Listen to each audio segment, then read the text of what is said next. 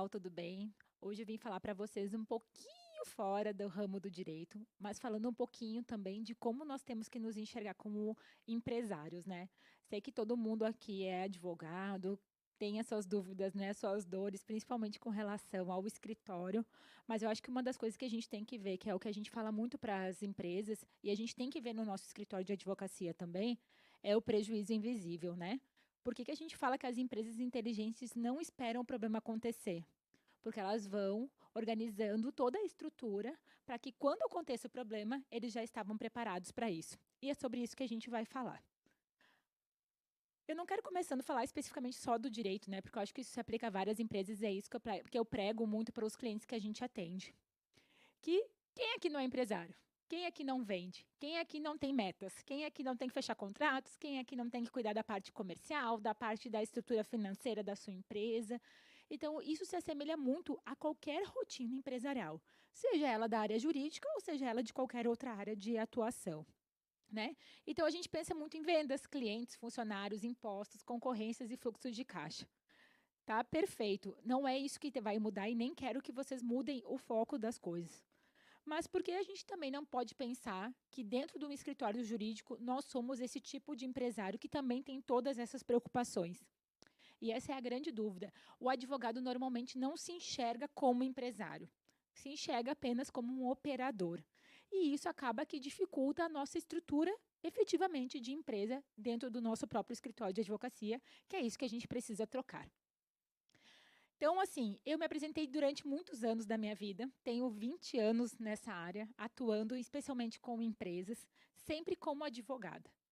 E parece que isso gerava uma distância com as pessoas com quem eu falava, principalmente com os clientes, porque todo cliente não quer conversar com o advogado quando ele acha que não tem um problema, né? Não é essa a dúvida de todo mundo? Ah, vai lá e fala com o advogado. Não, o advogado eu só vou procurar quando eu tiver meu problema. Só que eu entendi que eu podia mudar um pouco a minha comunicação, inclusive com os meus clientes, dizendo para eles que eu não sou apenas advogada, mas eu sou uma empresária do ramo do direito. E essa posição de empresária me facilitou e me abriu muitos caminhos. Sabe por quê? Porque as pessoas se colocam no mesmo nível. As pessoas sabem que nós temos as mesmas dores, as mesmas dificuldades e os mesmos problemas. Então, eu achei que essa era a parte menor da minha história que eu acabava trazendo. É claro que ela é muito importante, né? Porque, afinal de contas, são 20 anos atuando assim. Mas eu entendi que eu podia me aproximar muito mais das pessoas e gerar uma outra comunicação. Até porque, como todo bom empresário, nunca se a gente se desliga às 18 horas, né? A gente recebe uma mensagem, a gente recebe uma dúvida, o cliente nos liga fazendo um questionamento e a vida continua. Então, é isso que eu quis trazer muito para a minha realidade, que eu acho que faz a diferença na realidade de todas as pessoas, né? A gente tem muitas responsabilidades, a gente tem pessoas que dependem da gente, e isso é em toda a estrutura empresarial. Então, por que o advogado tem essa grande dificuldade de se colocar como uma empresa? Parece que a gente perde um pouco de credibilidade se a gente fala que nós não somos advogados, né? E eu entendi que o caminho é exatamente o oposto. Eu entendi que nós precisamos apresentar para as pessoas que, além de advogado, que é uma coisa muito importante, nós também somos empresários. E foi vivendo isso tudo na minha advocacia que eu acabei mudando totalmente nos últimos aproximadamente 2 anos, tanto na minha postura, como na minha abordagem com clientes, como na minha prospecção, como nas minhas falas, meu posicionamento na internet, como todos os ramos da minha vida, eu entendi que eu precisava me modificar na forma como eu me apresentava. E isso mudou totalmente a postura das pessoas perante a mim. Porque elas também começaram a me enxergar como uma pessoa que também tem as mesmas dificuldades, que também passa pelos mesmos desafios. Então eu entendi que não basta enxergar alguma coisa que passa desapercebido, que a gente não se dá conta. O problema quase nunca começa quando o processo aparece. E é isso que as empresas, e eu me colocando como empresária, conseguiram enxergar de uma outra forma. E trazendo um caso bem prático que aconteceu nos últimos dias de um cliente que eu atendo, hoje eles estão com uma grande dificuldade de turnover dentro da empresa. E um dos grandes problemas para eles conseguirem repor essas pessoas é o nome do cargo que eles utilizam para que as pessoas executem as atividades dentro da empresa. Aí você fala assim: isso não é um problema jurídico, certo? É, pode até não ser. Mas talvez se a empresa optar por uma nomenclatura que possa indicar ou trazer alguma questão que possa ser discutida na justiça, isso pode atrapalhar ela. Então, o que nós combinamos? Nós combinamos uma reunião com toda a gestão da empresa, trazendo os pontos mais importantes dos funcionários, entendendo quais são as dores dele com relação ao cargo, o que eles entendem que isso limita ou prejudica, e nós estamos fazendo uma remodelação da nomenclatura do cargo dos funcionários dessa empresa. Aí você fala assim, mas o que isso tem a ver com direito? O que isso impacta efetivamente numa empresa? Isso impacta na falta de ter pessoas querendo trabalhar nessa empresa em razão dessa nomenclatura. E isso pode impactar também nas diversas discussões que hoje essa empresa está tendo na justiça, em razão das pessoas acreditarem que trabalham em acúmulo de função ou desvio de função. Então, se a gente tem essa visão empresarial do negócio, a gente entende que nem sempre é uma decisão sozinha jurídica, mas uma decisão estratégica combinando a parte de RH, departamento pessoal, né, junto com o jurídico, que talvez a gente resolva dois problemas: a redução dos processos e a melhor qualificação das pessoas que acabam se candidatando para as vagas da empresa. Por isso que ter essa visão estratégica empresarial mudou a forma de que eu me posiciono perante os meus clientes e a forma como os clientes me veem como uma estrategista junto a eles, com conhecimento jurídico para tomar as melhores decisões.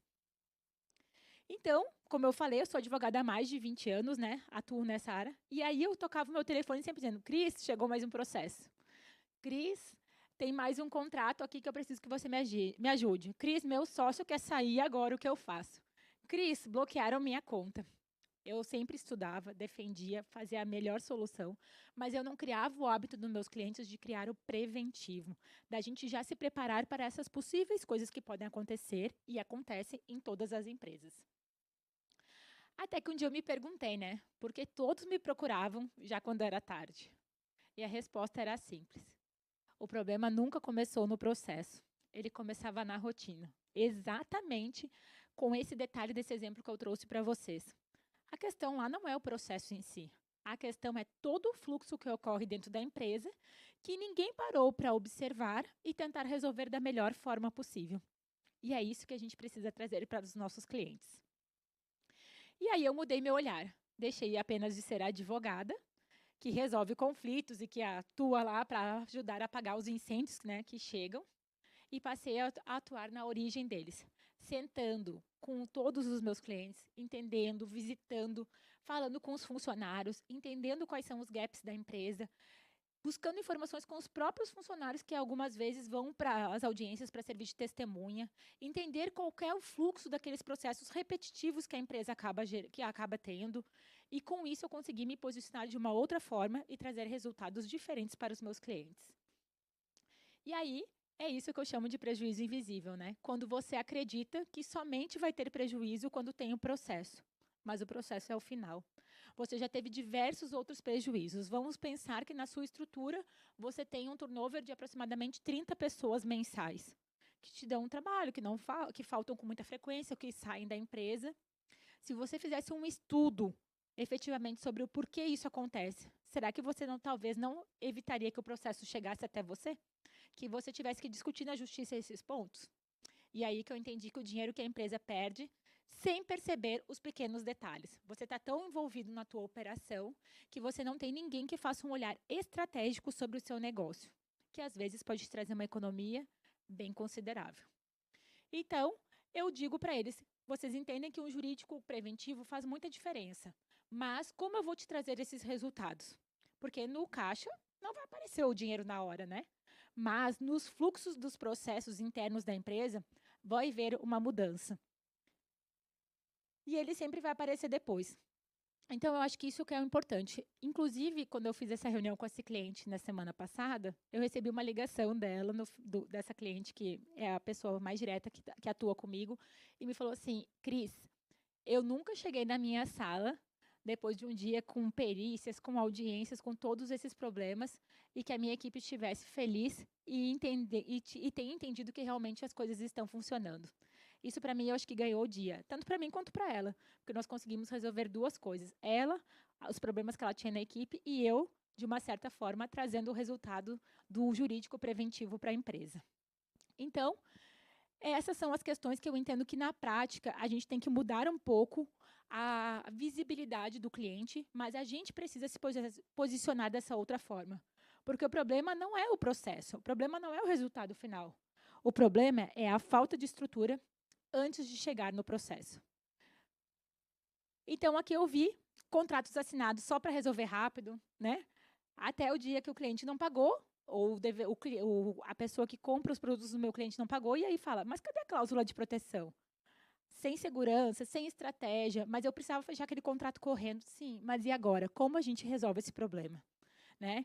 E aí o prejuízo, sim, é direto no caixa. É por isso que eu digo que a gente precisa criar a ideia dentro dos empresários de que um jurídico preventivo é muito mais vantajoso, tanto economicamente quanto para as decisões internas, do que um jurídico reativo que só atua nos processos. Né? Então, é isso que eu falo. O prejuízo invisível é quando você não para prestar atenção que os contratos feitos sem uma visibilidade jurídica, sem uma intencionalidade, sem entender quais são as regras aplicadas àquela situação, o quanto isso pode te prejudicar. Quando você não tem processos claros dentro da sua empresa, que você faz com que todos os teus funcionários, com todas as pessoas que trabalham para você, tenham dúvidas de como as coisas acontecem. Quando a sociedade não tem alinhamento, cada um fala uma coisa, cada um puxa para um lado, e ninguém sabe efetivamente o que é para fazer. Quando o crescimento acontece, porque a gente se preocupa muito com vendas, com marketing, mas a gente não tem organização. Então, são prejuízos ocultos que vão impactando diretamente no crescimento da tua empresa, mas também impactam no teu fluxo de caixa, que você só percebe lá no final, né? Então, as empresas raramente quebram de um dia para o outro. E eu acho que é isso que o jurídico preventivo faz. Elas vão acumulando pequenas decisões mal protegidas todos os dias. E quando você não tem uma pessoa da sua confiança para te ajudar a esclarecer esses pontos, a probabilidade do prejuízo aparecer, ele é muito grande. Então, se hoje existe um risco dentro da sua empresa, provavelmente você vai ter duas questões para me responder. Você quer resolver ele agora, ou você quer esperar que ele se torne ainda mais um problema maior ainda para o futuro? Que esse teu problema seja resolvido por um terceiro, por um juiz que não sabe nada de como as coisas funcionam, não sabe como são as políticas da sua empresa, não sabe quais foram todos os processos que você passou.